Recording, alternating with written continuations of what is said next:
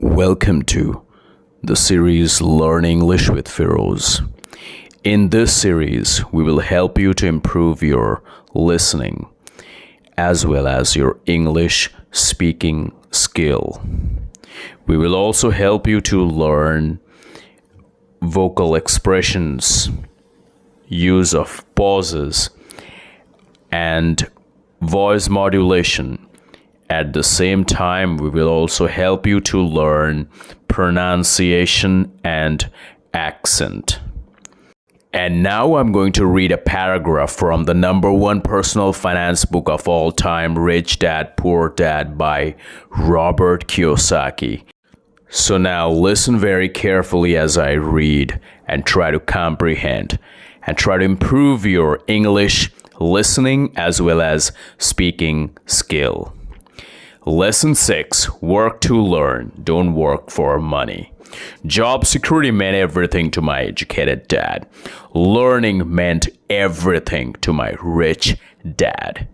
A few years ago, I granted an interview with a newspaper in Singapore.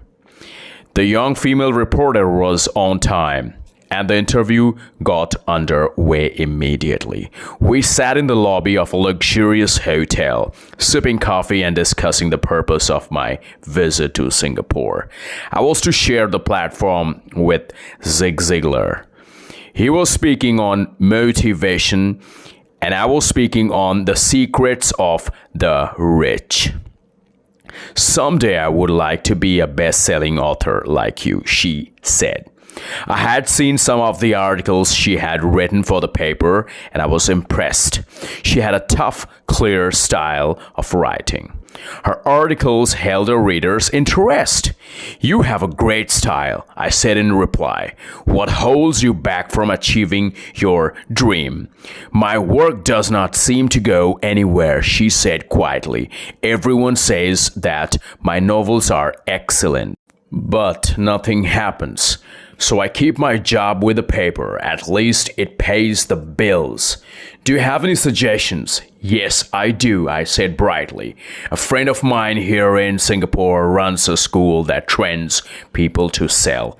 He runs sales training courses for many of the top corporations here in Singapore.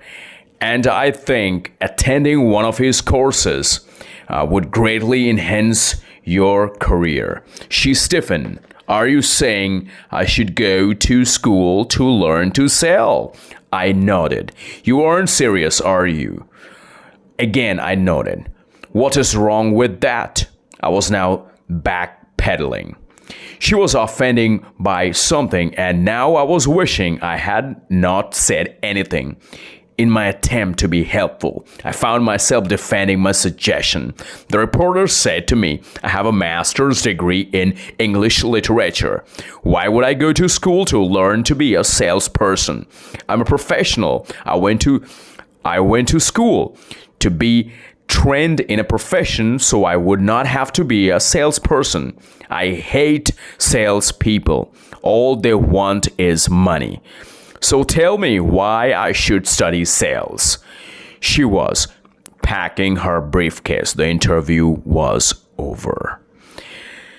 On the coffee table sat a copy of an earlier best-selling book I wrote. I picked it up as well as the notes she had jotted down on her legal pad. "Do you see this?" I said, pointing to her notes. She looked down at her notes. "What?"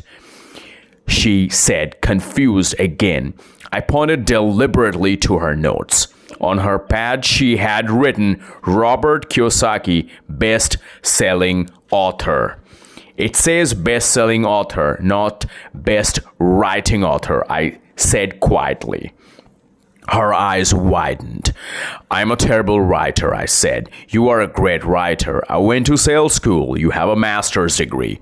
Put them together. You get a best-selling author and a best-writing author." Anger flared in her eyes. "I will never stoop so low as to learn how to sell. People like you have no business writing. I'm a professionally trained writer and you are a salesman. It is not fair, she fumed. She put the rest of her notes away and hurried out through the large glass doors into the humid Singapore morning. So here it ends. I hope you have listened very carefully and you also have tried to comprehend. I strongly believe this will help you to improve your English listening as well as speaking skill. And I also believe my very little effort will add some value in your life. Thank you. See you with another new topic.